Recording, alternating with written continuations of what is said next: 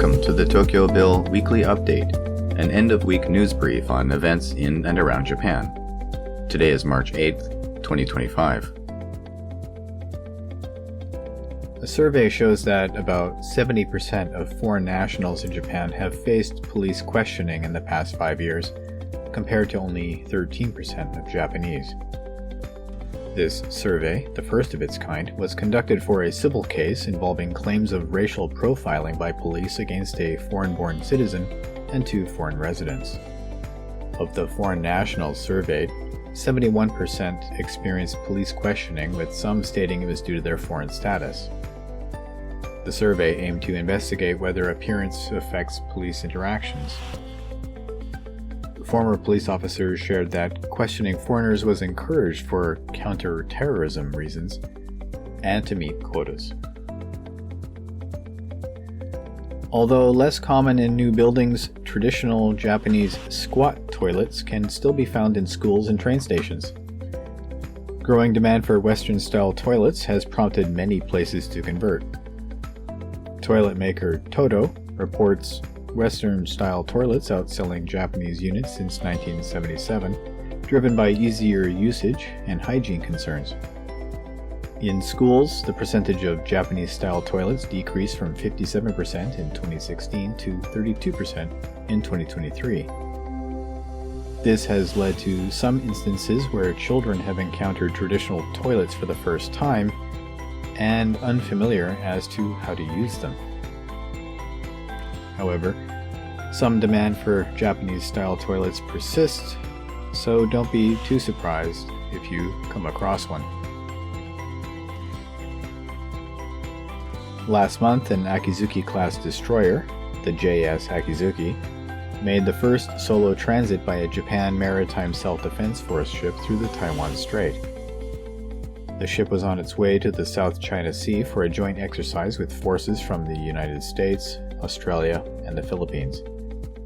Akizuki's transit aimed to counter China's actions in the region, Japan wishing to emphasize the importance of freedom of navigation, as have her allies. Prime Minister Shigeru Ishiba approved this move as a response to China's aggressive activities. Previously, in September, the JS Sazanami made a transit with support from other countries. Japanese atomic bomb survivors have traveled to New York for a United Nations conference this week aimed at banning nuclear weapons. Nihon Hidankyo, the atomic bomb survivors group, which won last year's Nobel Peace Prize, is represented by Jiro Hamasumi and Masako Wada. Hamasumi plans to speak about his experience with radiation from the Hiroshima bombing, while Wada will emphasize the importance of sharing survivors' stories. Both expressed disappointment about the Japanese government not participating at the conference and stressed the need for action to eliminate nuclear weapons. They will also lecture at an international forum and university. Additionally, Japanese high school students will attend to advocate against nuclear weapons. Japan Tobacco and 2 other cigarette companies will pay $32.5 billion Canadian dollars to settle a lawsuit in Canada about smoking-related health issues. The companies involved are Japan Tobacco, Philip Morris International, and British American Tobacco. Canadian smokers are the plaintiffs, claiming the firms did not warn them enough about health risks. A court mediator suggested the settlement, following a 2019 legal setback for the companies. Japan Tobacco will set aside around 400 billion yen for its share of the payment, but states it won't greatly affect its business or planned dividends.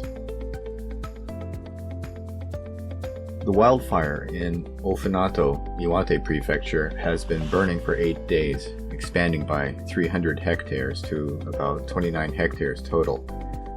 On Wednesday, the city received significant rain for the first time in 16 days, raising hopes among evacuees that the fire will soon be controlled. More rain and snow were expected later that day. A dry weather advisory for the area was lifted late Tuesday. As of Wednesday morning, about 4,100 of 4,600 evacuated residents, making up 13% of the city's population, had found shelter, with many staying in community centers or with family. Authorities plan to use 19 helicopters to assist in extinguishing the blaze, while ground firefighters continued their efforts. Sumitomo Mitsui Financial Group will leave an international bank framework focused on reducing carbon emissions due to U.S. President Trump's support for fossil fuels. This follows similar exits by major U.S. banks facing criticism over funding restrictions for the fossil fuel industry.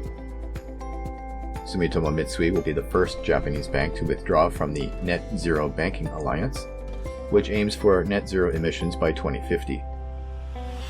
Despite this withdrawal, the bank plans to continue its initiatives related to decarbonization. As of now, 135 financial institutions in 44 countries are part of the alliance. Other Japanese members include Mitsubishi UFJ, Mizuho, Sumitomo Mitsui Trust, Norin Shukin Bank, and Nomura Holdings. Shimadzu Corporation has started selling a highly precise optical lattice clock that is accurate to less than 1 second over 10 billion years. The clock, measuring 114 centimeters by 109 centimeters high and 65 centimeters deep, is roughly the size of 2 minibars. The company plans to sell 10 units over 3 years for 500 million yen each. Orders have begun for this clock, which was developed with researchers to allow it to be portable for outdoor use. The device could help monitor Earth's crust movements and volcanic activity. Invented in 2001 at the University of Tokyo's Graduate School of Engineering, this clock has much better timekeeping than current cesium atomic clocks, to which our current model of the second is benchmarked. That standard may change with this new device in the coming decade. Calligraphy, which uses brushes, ink, and inkstones to write Japanese characters, was recognized as a national intangible cultural property in 2021. The Japanese government plans to submit it for UNESCO recognition again to showcase Japanese cultural traditions. An initial proposal was made last March, but was delayed due to a limit on applications. Following resubmission of the proposal by the end of this month, a final decision is expected from UNESCO's committee in November next year. Japan has registered 23 intangible cultural heritages, including kabuki theater and washoku, a traditional Japanese dining experience. 32 original paintings by children's book illustrator Chihiro Iwasaki have been found and are now on display in Tokyo and Nagano. The paintings, made between 1958 and 1962, were originally for the magazine Kodomo no Sekai and had been missing for decades. The collection is notable for its bold outlines and detailed backgrounds. These artworks explore various themes, featuring children and seasonal scenes, with highlights like Amefuri, showing a girl crying after dropping her crayons in the rain. The discovery occurred in January last year during a reorganization of the magazine publisher's warehouse. 7 paintings are displayed at the Chihiro Art Museum in Tokyo until May 11, while 11 are at its counterpart in Nagano until June 1st. And continuing with our art theme, the many events and exhibitions going on in Tokyo include Shibuya Fashion Week, this spring session running from March 13th through March 23rd. Now in its 12th year, a number of pop-up exhibitions and shops can be found around the general area of Shibuya Station, including collaborative artist work at Bunkamura, Shibuya Mark City, Rayard Miyashita Park, and more. Check out Shibuya Fashion Week for further details. The Dodgers Experience exhibition opened in Tokyo on Wednesday before the Los Angeles Dodgers season-opening Tokyo series against the Chicago Cubs on March 18th to 19th. The exhibition runs until March 30th at Toranomon Hills Station Tower and features uniforms worn by Japanese stars Shohei Ohtani and Yoshinobu Yamamoto, including a base Otani reached for his 59th stolen base. Last year, Otani led the National League with 54 home runs and 59 stolen bases, entering the Major League Baseball's 50-50 club. This is the first Dodgers exhibition in Japan, showcasing items like the World Series trophy, game-used equipment, and the 2020 championship ring. Japanese companies Sony and Suntory are building up stock in the United States to prepare for potential tariffs as U.S. President Donald Trump threatens to impose new trade barriers. Trump's recent actions have prompted Japanese firms like Honda and Japan Display to rethink where they produce goods to avoid tariffs, with many considering production in the United States instead of cheaper locations like Mexico. A JETRO survey found that more than 300 companies showed interest in entering the U.S. market, up 50% from last year, and that firms are also exploring different strategies to avoid friction with the United States, such as shifting supply chains and increasing local production. The uncertainty surrounding tariffs has also led businesses to seek more skilled workers to navigate these challenges. The foreign and economy ministers of Japan and Britain met in Tokyo to promote free international trade, responding to concerns about U.S. President Donald Trump's tariff threats. They agreed to address energy and security challenges together, aiming to uphold a fair global economic order. Key points included improving supply chains and tackling issues like overproduction, particularly related to China. Both nations emphasized their commitment to reforming the World Trade Organization and supporting clean energy transitions in developing countries. This meeting is particularly significant as it marks the first economic dialogue of this kind for Britain after leaving the EU. The ministers also discussed their ongoing support for peace in Ukraine amid its conflict with Russia. Japanese apparel label Beams is starting an e-commerce site in North America to enter the market. The online store will offer Beams original products and other brand name items. It will be managed by Beams America, a local subsidiary created last September with Pacific Fashion.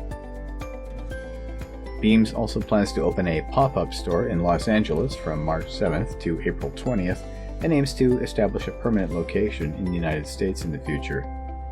Beams president, Yo Shitara, expressed excitement about entering the U.S. market as the brand approaches its 50th anniversary next year. The company, founded in 1976 in Tokyo, has around 150 stores in Japan and locations in several major Asian cities. A municipal assembly member of the city of Chikushino, Makoto Tanaka, 77, received a written warning for alleged harassment of colleagues, including comments about women being defective if they cannot have children and inappropriately touching a female colleague. He denies these allegations. Following requests from 3 assembly members, investigations found 12 incidents between 2022 and 2024 that qualified as harassment. The warnings were issued under new bylaws enacted in March 2024, allowing accountability for past actions. Tanaka claims his remarks were misunderstood and any touching was a pat on the shoulder, though he expressed a desire to avoid future misunderstandings. That brings us to the end of news items for the week ending March 8th. These stories and more you can read at theTokyoBill.com. I've been, and remain, Tokyo Bill. Thank you for listening, and take care.